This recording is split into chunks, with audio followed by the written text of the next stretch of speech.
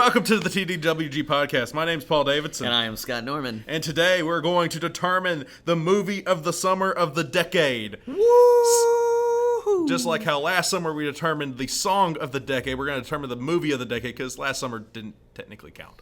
Last summer wasn't a summer. Well, it was a summer, but it wasn't. But you couldn't go to the movies, so we can still do this. So we can still do this.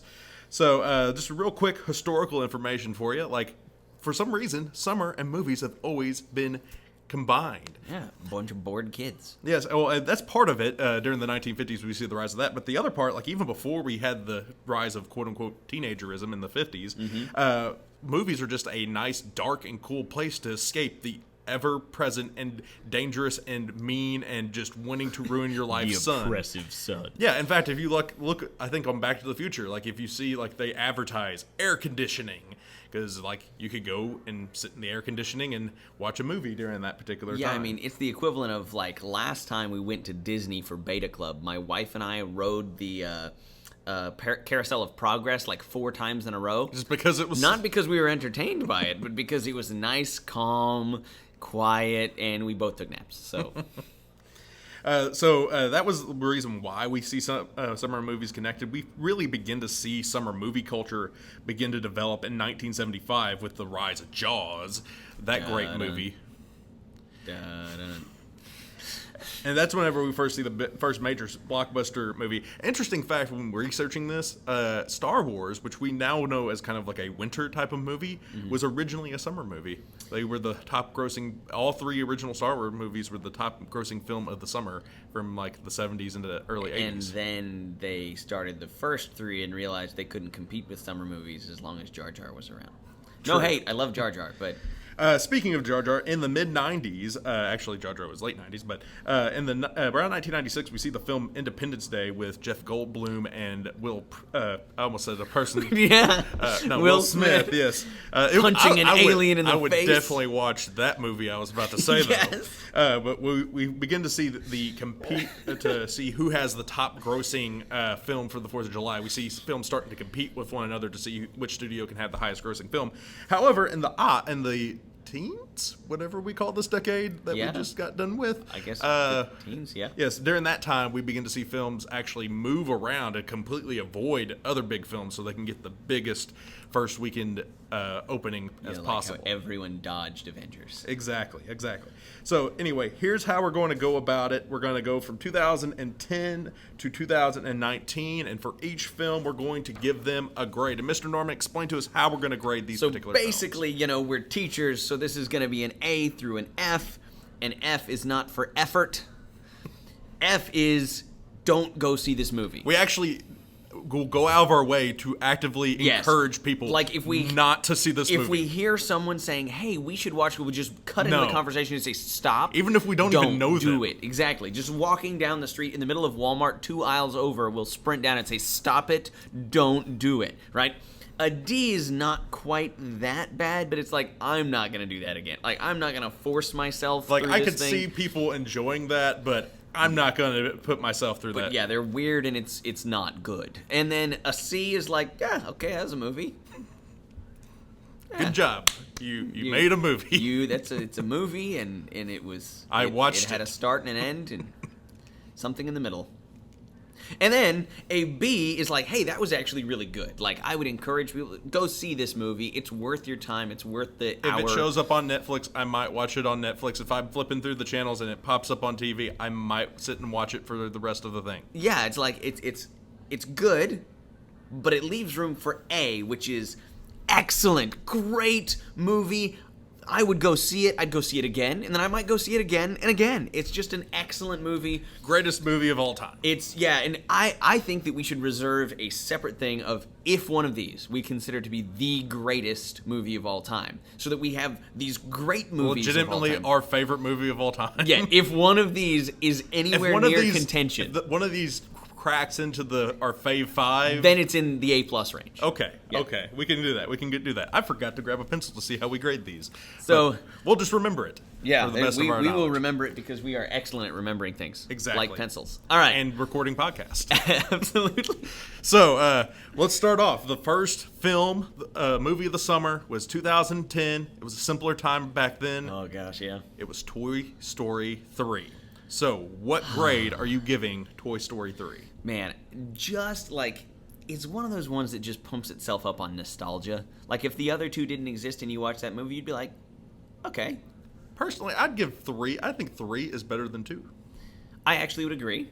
It's not better than 1. No. But it's better than 3. Or better than 2. 3 is better than 3. I agree. I think that I would give Toy Story 3 a B.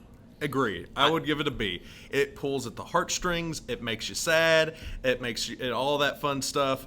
That's why it deserves a B. Is it the greatest? But it also has Lotso Huggins Bear, so that's what keeps it a B. And then they all might die. They all possibly might have died at the end. I mean, that pushed it towards the top. Actually, that's like that's what gives it. Like, if I was to say, maybe a B plus. Yeah, maybe a B plus if we were to gradient this a little bit more. But yeah, Toy Story 3. You give it a B. I give it a B plus. So. Yeah, it's a solid start. A solid start. You should go watch it if you haven't seen it. Watch the first 2 first, though. Then coming after that in 2011, we have one that is just really out of context on this list because not only is it one in a series like Toy Story 3 was, but it was part of another movie, kind of, in that it is Harry Potter and the Deathly Hallows Part 2. Yes, they took Deathly Hallows and split it into 2 films as the end of a entire series of films, an impressive undertaking that they were able, think of like the Fast and the Furious movies, but you have to record them before Vin Diesel turns like 40. Except that Vin Diesel literally looks the same no matter what age he is, so that would make it easier. Yes, and The Rock just gets more swole. Yeah. That's another impressive thing about the Fast and Furious movies. Spoiler alert, there's no Fast and Furious movies on this list. Which is kind of surprising. But anyway, it? I mean, they would be C's for me, but it's just one of those things that, but we're not talking about Fast and Yeah, Furious. sorry, that's a side note. So anyway, Harry Potter and the Deathly Hallows. So for you, what's the grade? Because it's the end of the whole 8 film series, it was an impressive undertaking that they did. I'm gonna give it a B just for that. I'm gonna give it a B just for that. I'm probably gonna, if I was to rank it when it comes to if it's on TV or something, probably more of a C. I'm not gonna necessarily force myself to sit through the last Harry Potter movie one more time, but overall, I'd probably give it a B for what it was able to do. I think, in the context of the whole thing, it's great. And in fact, between Part 1 and Part 2, I think just the performance of Voldemort puts it ahead by a nose. But anyway, so the deal is, I'm still going to put it at a C plus range, just because I'm not going to actively watch it. Now, I've only watched one time all the way through the Harry Potter movies, and I liked them. I had a fun time watching through them. So you're giving it a C plus. I'll give it a B minus. Okay, so I'm going C plus just because it's okay, that's a movie. I see that it's wrapping everything up. If I watch the whole thing together, by the second half of that movie, I'm like, so how does it end? So that's C. And I'll say it Harry Potter. That's not my favorite Harry Potter movie by no means, but it's not the worst one. So yeah, I give it a B minus, and you give it a C plus. We're not gonna go out of our ways to watch it. All right, now we get into redundancy department. So the 2012 movie of the summer was The Avengers, the OG Avengers. From 2012. We're talking, the one with the sky beam and aliens invading the Loki planet. Is the bad guy. Minute. That's all of them. So, yeah, it's the original one where we first see Loki and, puny god. Bunker above us is listening to The Price is Right. If that's feeding into our It is thing. possibly happening here. Which we'll have to do a TV show, one of these rankings. But anyway, The Avengers, I'm just going to jump into it because there's going to be more here. For what it was at the time, it was a B for me because I was expecting it to be more like its later siblings than it actually was. So I'm going to say, for me, the original Avengers is a B to B plus. I'm giving the original Avengers an A, almost A plus, because it delivered almost A plus. It's not my A plus. I'm not pulling my A plus out yet. Mm-hmm. There is a borderline A plus in this list that we're about to encounter. But I'm gonna just give it an A. I love the original Avengers. It is my favorite out of all the Avenger movies. Really? Yes, I prefer it to Infinity War and Endgame and Age of Ultron. Age of Ultron's the worst Yeah, one. Age of Ultron. But I'd say the original Avengers is probably my favorite out of the quadrant of the Avenger movies. The quartet? quartet. The quartet, yes. Yes, the Avengers quartet. Yeah. The Avengers, Barbara Star. All they sing is Captain America. Da, da, da. Anyway, so I would say Avengers B for me, but just because I was expecting it, like I said, to be more complex like the later ones were, and it wasn't. See, I feel like the later ones' complexity is what hurts the later ones. They get too complex. They get too complex. Where this one is, there's aliens coming down. Thor has a hammer. You have the Hulk smashing things. Yeah, I mean, it was. I still loved the movie, but I think for me it's a B. You have Robert Downey Jr. pointing out that a guy's playing Galaga. Yeah, B plus. I'll go B plus. Okay. Actually, I'll put it B plus just on the end credit scene where they're eating shawarma and staring at each other. That was another thing. So I'll go there, and you're putting it A. I'm giving it an A, yes. So that's highest rated one so far, which brings us to 2013 Iron Man 3. Why? I understand why it was the highest grossing movie of the summer in 2013 because of the Avengers that happened the year before. And Iron Man 3 is, once again, like, complexity wise, it's great. It's it's going through all of his personal struggles, but. Not to be too harsh, but it's kind of the Cars 2 of the franchise. Oh, I'm straight up giving it a D. I'm not putting myself through Iron Man 3 again. I'm going to say C minus because I actually would watch it again in the context of doing a watch through of the movies because there is a whole bunch of plot information that you get about him personally, and it's interesting and it has good parts. There are some other things on here that you'll find out later that I will include. I'm going straight up D. I'm not putting myself through Iron Man 3 again. I'd watch the original Iron Man again. That was a good Iron Man 2. Iron Man 2 is a really good movie. Yeah. Iron Man 3 wasted a bunch of potential in my opinion. I'm not going to do that again. So we'll just move on from that one because we're going to continue our march through Marvel. Yeah. Next up, 2014, the shock of the summer, Guardians of the Galaxy. I'm just going to start off. It's an A. A plus. Absolutely an A. I'm borderline on that one because that is possibly my favorite Marvel movie. It's right on the line though. Like we'll talk later about another one that I've only seen 3 movies in the theater twice in my entire life.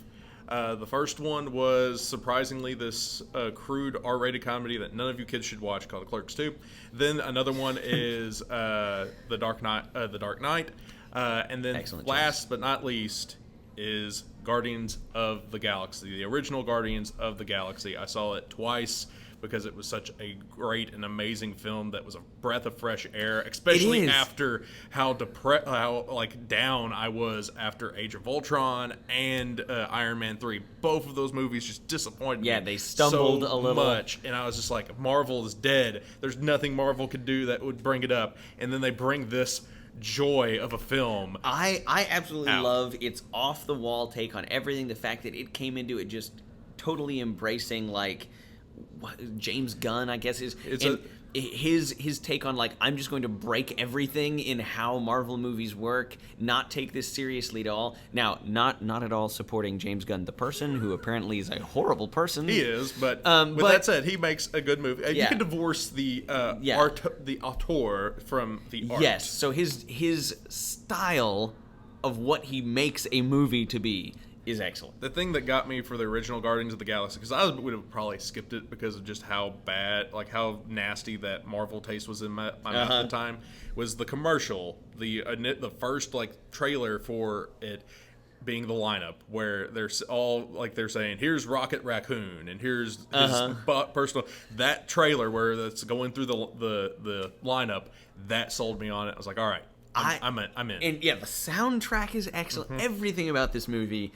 Go watch it if you haven't seen it. I don't care if you've ever seen any of the other Marvel movies. Go watch it. It's excellent.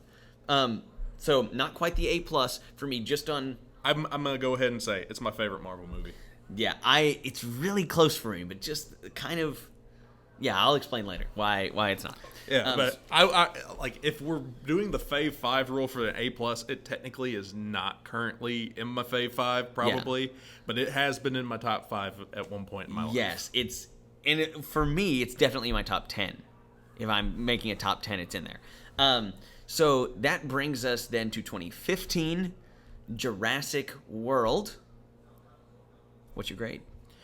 Well, when I first saw Jurassic World, when I first saw it, I felt it was a C.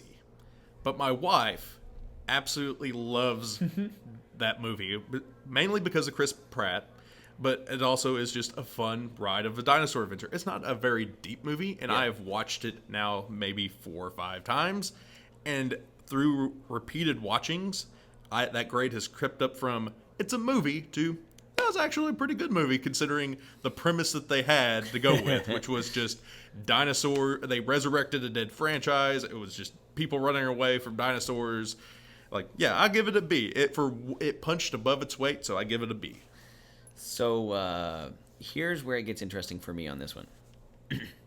Never seen it. You've never seen Jurassic World? No. It's so dumb. It's never watched it all the way through. The closest I came to watching Jurassic World was watching the second Lego movie, where Chris Pratt plays both Guardians of the Galaxy himself and Jurassic World himself as the same character. But he also plays the protagonist of Lego movie. Yes, well, that's what I'm saying. He plays like all of the characters in one person.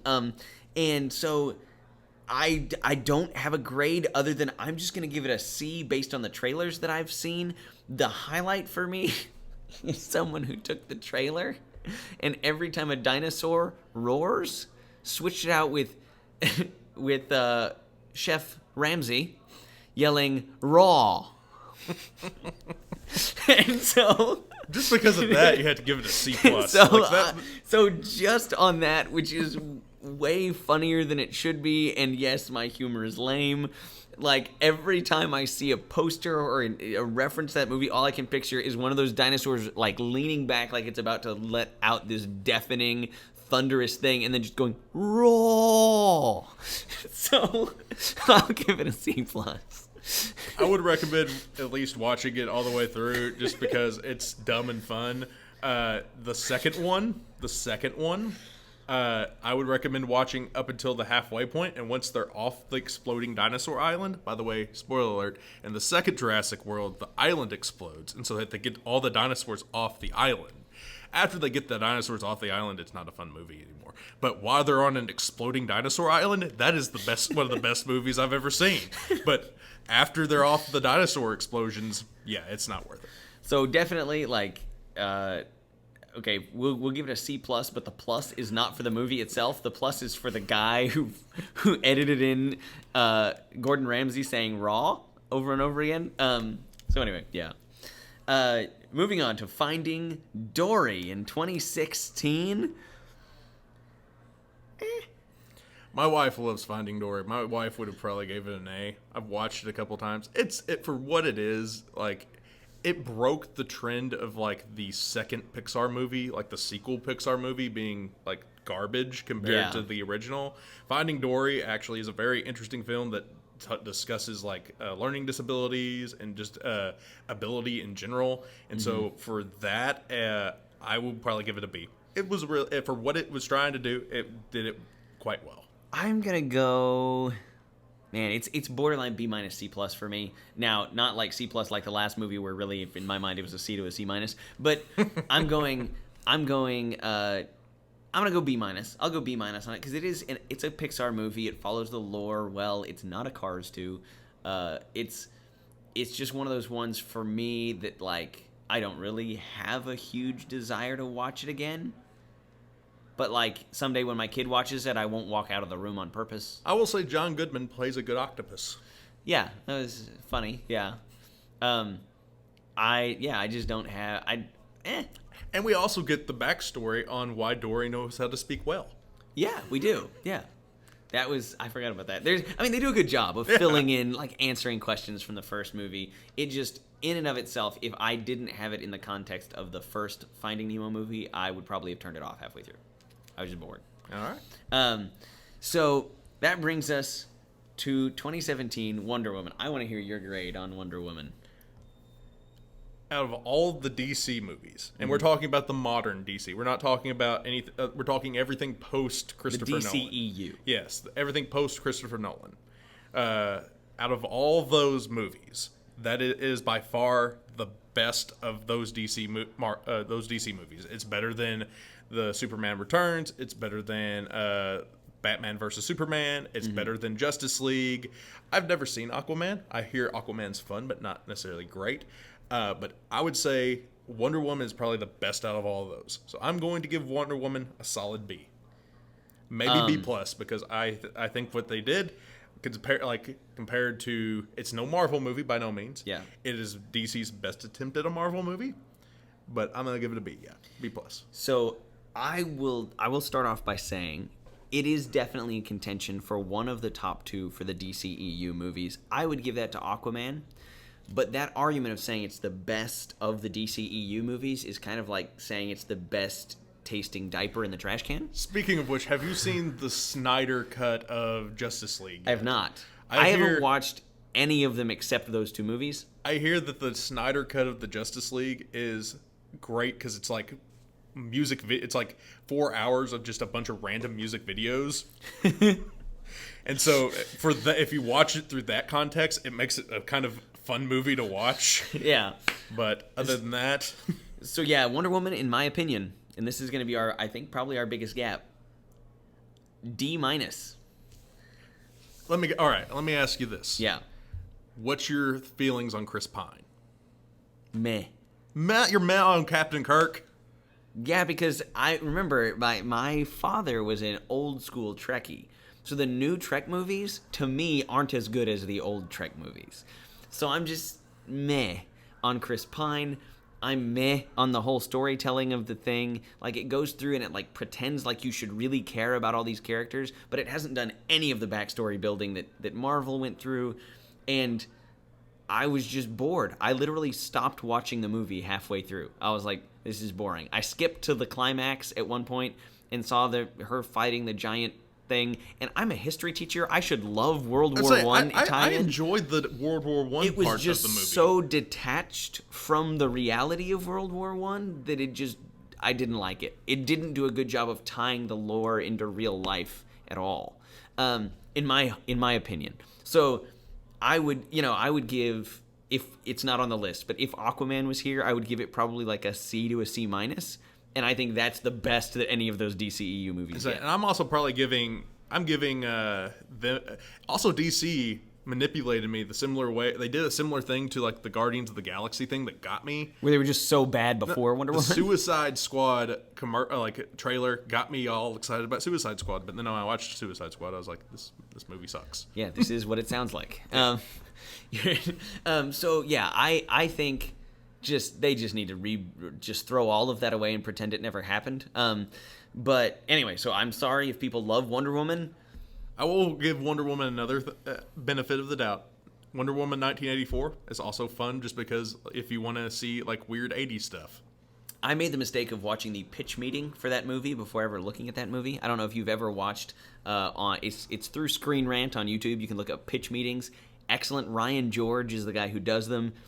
Highly recommend his content because it's hilarious, but he just tears movies apart. And after watching that, I was like, I'm never going to watch this movie. Like, it's just a terrible movie. And based on my experience with Wonder Woman 1. So, sorry, Wonder Woman. Moving on to 2018, Incredibles 2. What are your feelings on Incredibles 2? I liked Incredibles 1. Mm-hmm. Incredibles 1 is like one of my top tier Pixar movies. We should do a tier list. Yeah, we should. Anyway. So that's one of my top tier Pixar movies. I own Incredibles 2. I've never watched it. Really? Yes. It was one of those Black Friday deals where my wife got it for like $5, and we have it, and we just have never watched it. I'm going to go ahead and give it... So technically, I guess I will give it a C. I'm going to give it an A- to an A. Now, reason partially being nostalgia of it being The Incredibles. And it does more good than it probably should be able to of picking up right at where it left off and making sense. I like it because of the commentary on both, like... Parenthood? No, although, yes, it's good with that, but more of the government commentary that it makes. So it makes a very, I believe, poignant commentary on both screen usage and what that does to people, and on just, like, you know, I mean, almost Patriot Act-ish kind of stuff. So I think it's excellent for those reasons, and I was surprised at how well it, like, intentionally put itself higher on the maturity list in order to hit me, who watched the first one when I was relatively young, in, like, middle school. Then I watched the second one, I'm like, oh, that was deeper than I expected. Now, it still ends in silly, nonsensical things, but I would still recommend the movie just for kind of seeing some of the perspective on that. So it will be at the top of my list of things to do during summer. So yeah, it's I'd say a solid A-. And that brings us to the final movie on this list before we snap this episode out of existence. I guess that was actually the movie before this, but 2019 Avengers. There's a snap in this movie. Endgame. There's 2. Yeah. Spoiler alert. So actually, there's 3 if you want to be super technical, but. If you want to be super, super technical, there's infinity. There's an infinite number. Yeah. So, Avengers Endgame, I'm just going to dive in and say A+. So, here's why, right? This did such an incredible job of bringing together all of, 12 years of movie making into one final conclusion that I felt satisfactorily wrapped up the storylines of a 12-year period. It's kind of... Yeah, I'm hearing our game show next door. But it's kind of, to me, like, the end of the true Marvel era. Like, these other movies that are coming out now, like, I'll watch them. I'm actually kind of excited about the new ones because they're really going to dive into, like, the weird multiverse stuff. Yeah, I mean, I'm not as much into that. I'll watch them, and I'll probably have fun watching them, but, like, for me, this original arc of Iron Man, or if you want to get super technical, once again, Hulk, through Avengers Endgame, Iron Man was before Hulk. Sort of. It was before the second. They were at the same time. Yeah. They were technically at the same time. They were released the same summer. Yes. Iron Man was first, then Hulk was second. Yeah, well... I guess there was a Hulk movie prior to this that technically that wasn't a part of the Marvel MCU. Well, it set up... Are you talking about Ang Lee's Hulk, or are we talking about the Edward Norton Hulk? Okay, so Edward Norton Hulk actually technically picks up after Ang Lee Hulk. Huh. Fun fact. They're just such different when I watched that, movie qualities. I didn't see that. Huh. So, because it starts out with him down and hidden away in the jungle in... Anyway, because he's already run from the events that happened in the... Anyway. So, point being, that whole arc wraps itself up so well. I just think they did such a good job of not fumbling the ball. Yes, it's weird, it's goofy, obviously there are going to be plot holes in something that big, but I just thought it was an excellent wrap-up of just pure, like, honoring all of the characters while at the same time just being, like... awesome moments where literally, if you watched this in theaters, there were moments where literally people were, like, cheering. Like, I was in a theater in Cape Girardeau several weeks into the run of this thing and saw people literally, like, starting to, like, get up out of their seats cheering at certain moments of this film. And so, just, like, how well it played to its audience while also honoring source material and doing all that. Excellent job, because that had to be really crazy hard to write that thing and shoot it. So I'm giving it A+. Now, it's kind of like you said with Guardians of the Galaxy, where it's not in my top 5, but it's up there. Like, it's super up there. I have one caveat, though, of the A+, because the A+ is you need to go see it. You have to watch the other 12 years of movies first. And that's the biggest issue I have with giving that.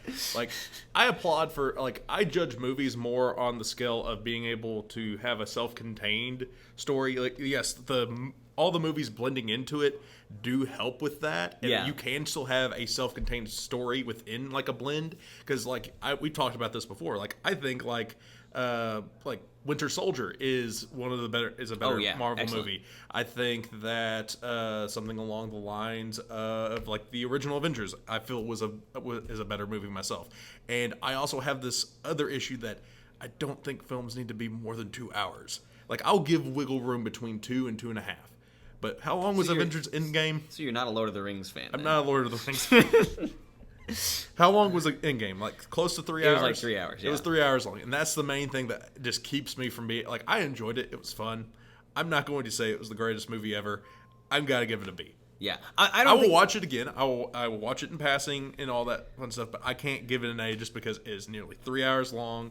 You have to carry a lot of knowledge into the movie to even appreciate the movie. Yeah. You can't just watch it stand alone and that's enjoy it. the kind of thing, like, if you compare end of story arc movies, though, like you go back to that 2011 Harry Potter and the Deathly Hallows, did a way worse job of being an exciting end, I feel like, than this was an exciting end. And so I compare it against franchises almost, like Avengers franchise culmination versus Star Wars franchise culmination versus, oh gosh, poor old Harrison Ford in the jungle with alien skulls, right? Just like ways that... Apparently they're going to bring him back for one more go.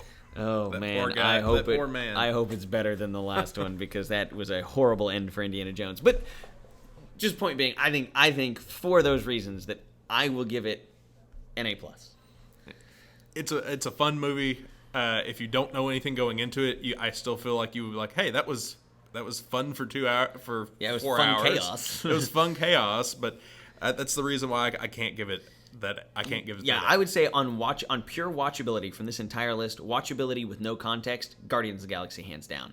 But just on the weight of the franchise, I'm giving it to Avengers Endgame. So let's go through again. Did either of us give Toy Story an A? No. Harry Potter did not get an A. Mm-mm. I gave Avengers an A, but you gave it a... I gave it a B. You gave it a B. Iron Man, no. Me. Guardians of the Galaxy, I gave it close to an A+. You gave it a B, right? I give it an A, but not an A+. Ooh. All right. I think. And you can go back and listen. And I think that solves our issue. Jurassic World was neither A, nor Finding Dory, nor Wonder Woman, nor Incredibles, and you gave Avengers Endgame an A+. So I think that we have determined... I think we have. ...that the movie of the summer, of the decade, of the teens... The 20 teens. The twin tweens. The tweens? The tweens. There we go. The tweens. The tweens. The tweens. The winner of the summer of the decade of the tweens is... Guardians of the Galaxy. Excellent work. Excellent work. Chaka. Ooga chaka. Ooga. More than a feeling. There we go. So, but go through, watch those movies. If you have a problem with our rankings of them, mention it in the comments. Let us know for sure.